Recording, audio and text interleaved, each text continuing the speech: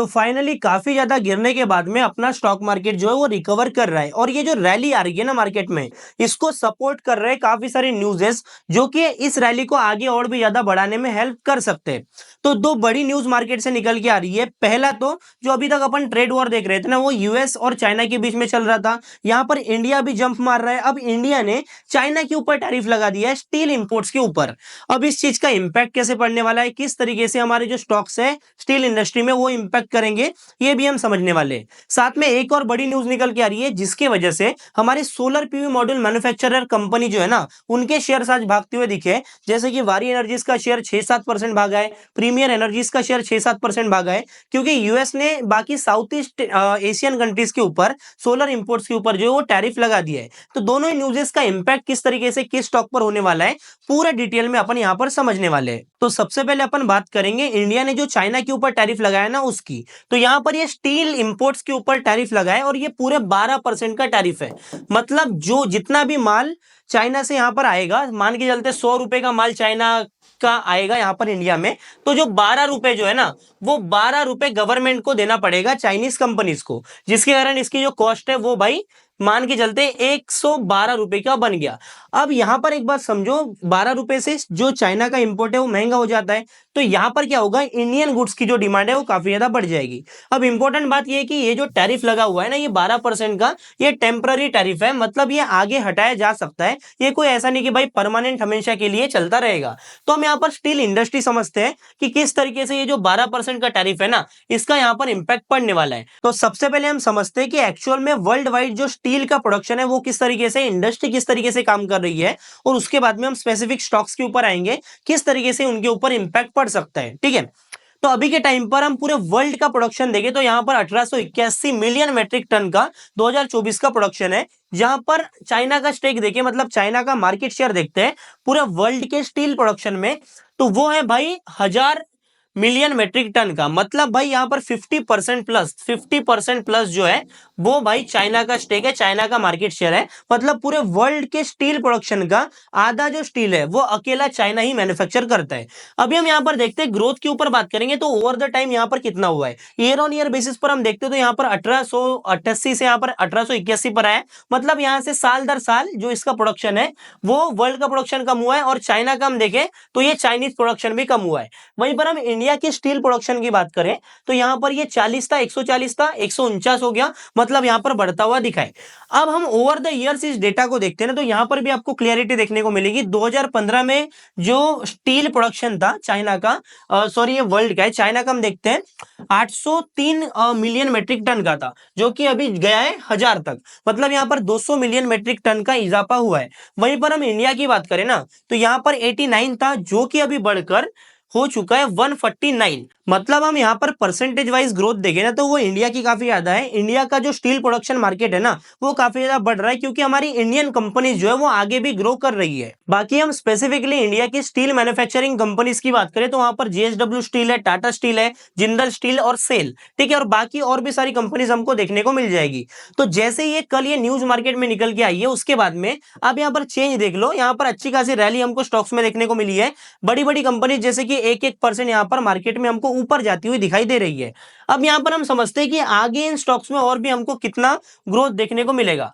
तो एक्चुअली जो ये चीजें है ना, ये स्टील के डिमांड के ऊपर डिपेंड करती है।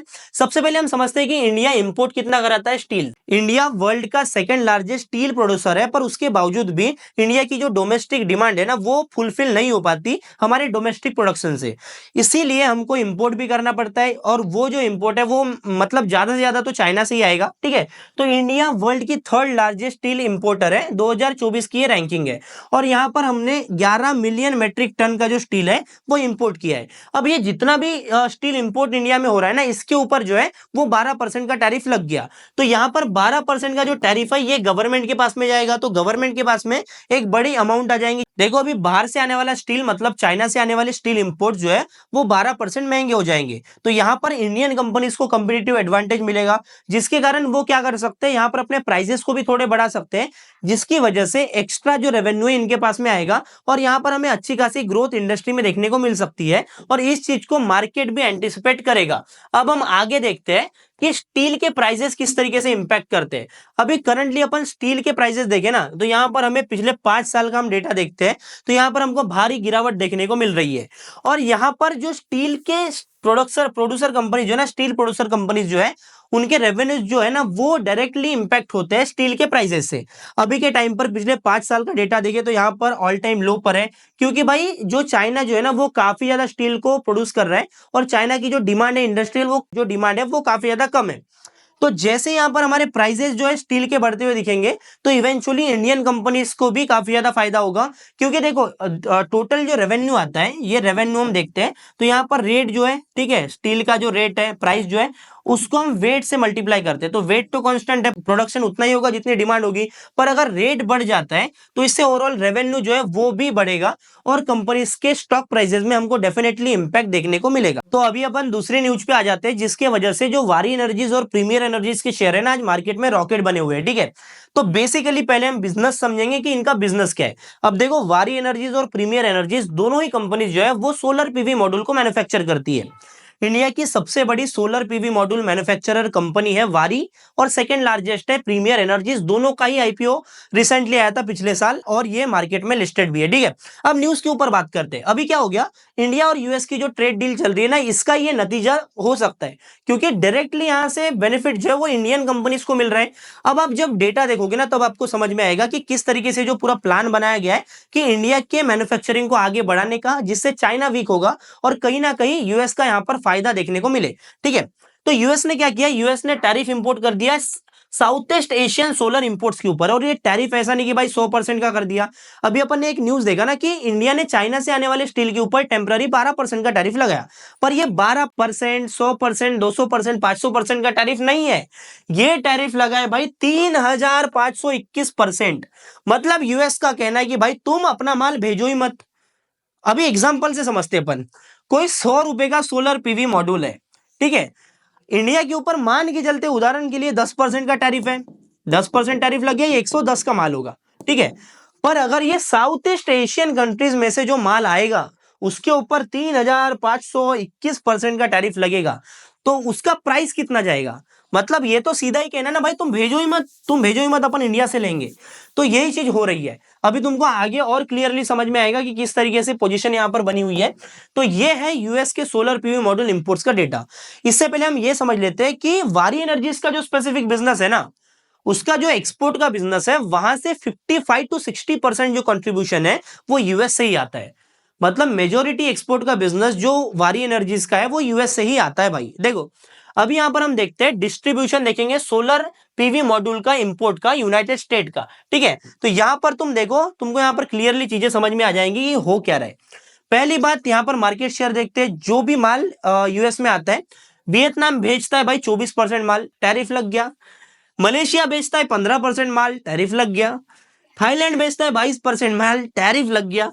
कम्बोडिया के ऊपर 12% का टैरिफ लग गया। बचा इंडिया जो कि 10% है। अभी 10% का जो इंडिया का ये इंपोर्ट हो रहा है यूएस के अंदर, इवेंचुअली ये सब जब बंद हो जाएंगे और इतना बड़ा टैरिफ जब इनके ऊपर लगेगा, तो ये 10% का जो मार्केट शेयर इंडिया का है वो बढ़ जाएगा। और इंडिया की सबसे बड़ी solar PV module manufacturer company कौन है, वारी एनर्जीज। तो डेफिनेटली इसको फायदा काफी ज्यादा मिलने वाला है। और इसीलिए आज मार्केट में इसका जो शेयर की प्राइस है वो 6 से 7% जो है रैली करते हुए दिखे। अभी हम यहाँ पर एक चीज और समझेंगे, बहुत ही बढ़िया चीज यहाँ पर हम समझने वाले हैं। मैं सबसे पहले वारी एनर्जीज के एक शेयर का प्राइस ला लेता हूँ। अभी वारी एनर्जीज का शेयर का आईपीओ आया था मार्केट में, 1500 का इशू प्राइस था, 2400 पे लिस्ट हुआ था, उसके बाद में 3200 तक गया था, फिर गिरकर ये आ गया 2100 के ऊपर, 2000 के ऊपर। क्यों हुआ था मैं आपको थोड़ा मतलब शॉर्ट में समझाता हूँ। ट्रम्प भाई गद्दी पर बैठे और उन्होंने बोला कि मेरे को ये सब नहीं पसंद, मेरे को रिन्यूएबल एनर्जी वाला काम ही नहीं पसंद। थ्रेट लगा भाई वारी एनर्जीज को, वो गिरा। उसके बाद में वारी की जो मैनेजमेंट वो समझ चुकी थी कि भाई अभी टैरिफ लगने वाले हैं, इसीलिए उन्होंने अपना प्रोडक्शन जो है वो यूएस में चालू कर दिया। एक बार हम उस चीज को पहले कवर कर लेते हैं। जो वारी एनर्जीज ने अपना प्रोडक्शन चालू किया था ना, वो भाई यहाँ पर आप देखो टेक्सास में प्रोडक्शन का प्लांट लगा दिया है। ठीक है, आप यहाँ पर देखो टेक्सास फैसिलिटी इन्होंने लगा दी है और उसकी कैपेसिटी को जो है वो 3.2 गीगावाट कर दी है। मतलब कैपेसिटी को बढ़ा भी दिया है। अभी टैरिफ का चक्कर कब होता है, अगर मैं इंडिया में बनाता हूँ और वो यूएस में बेचता हूँ तो टैरिफ लगेगा, पर अगर मैं यूएस में ही मैन्युफैक्चरिंग प्लांट डालूंगा, उसमें इंपोर्ट ही नहीं करा रहा हूँ, वहीं पर माल बना के वहीं पर बेच रहा हूँ, तो टैरिफ नहीं लगेगा। तो इन्होंने विजनरी काम कर दिया, बढ़िया काम कर दिया, मतलब इनको काफी अच्छा फायदा देखने को मिलेगा। अब मैंने जैसे बोला थ्रेड की वजह से 3200 से ये प्राइजेस हमको नीचे आते हुए दिखे, और यहाँ पर जो है स्टॉक प्राइस में अभी जो है वो अच्छा खासा बेस बनता हुआ हमें दिखाई दे रहा है। अभी इवेंचुअली यूएस का जो थ्रेट लगा हुआ था कि भाई इतना बड़ा एक्सपोर्ट हम यूएस को करते हैं और वहां से अगर ये बंद हो गया तो हमारे हाल क्या होंगे, ठीक है। पर अभी जो कंडीशन निकल के आ रही है कि हाल कुछ नहीं होगा, बाकी जो कंट्रीज यूएस में माल बेच रही है उनके हाल खराब होने वाले हैं और इंडिया के हाल बिल्कुल भी खराब नहीं होने वाले। और इंडिया में डिक्सन टेक जैसी कंपनीज को और भी बढ़ावा दिया जा रहा है। इंडिया का जो प्रोडक्शन है, मैन्युफैक्चरिंग कैपेसिटी है, वो काफी ज्यादा एक्सप्लोर होने वाली है, काफी ज्यादा बढ़ने वाली है और इंडिया इवेंचुअली ग्रो करेगा, जिससे हमारी इंडियन मार्केट्स पे डेफिनेटली इंपैक्ट देखने को मिलेगा। बाकी ऐसी धमाकेदार एनालिसिस देखना है ना, तो आप हमारे यूट्यूब चैनल को सब्सक्राइब कर लेना और बेल आइकन को ऑल पे सेट कर देना। वीडियो अगर अच्छा लगा है तो वीडियो को लाइक करना। बाकी ये वीडियो आप यहाँ पर जाके देखो, अभी पेज पर हमने पूरा पूरा बैंक निफ्टी का एनालिसिस किया कि बैंक निफ्टी मार्केट में भाग क्यों रहा है, आगे कितना भाग सकता है और आगे कितना प्रॉफिट हमको मार्केट में हो सकता है। बाकी हमारे इंस्टाग्राम पेज को वेल्दिफाइड को भी फॉलो कर लो, ताकि आपको जल्दी से जल्दी नोटिफिकेशंस न्यूज़ेस जो है वो रील्स और स्टोरी के माध्यम से मिल जाए। और ये जो चीज मैंने अभी कवर करा ना, इसका रील जो है ऑलरेडी वहां पर बन चुका है, तो जितना जल्दी आपको न्यूज चाहिए उसके लिए आपको हमारे इंस्टाग्राम पेज को फॉलो करना है। बाकी मिलते हैं अगले नए वीडियो में, बाय बाय।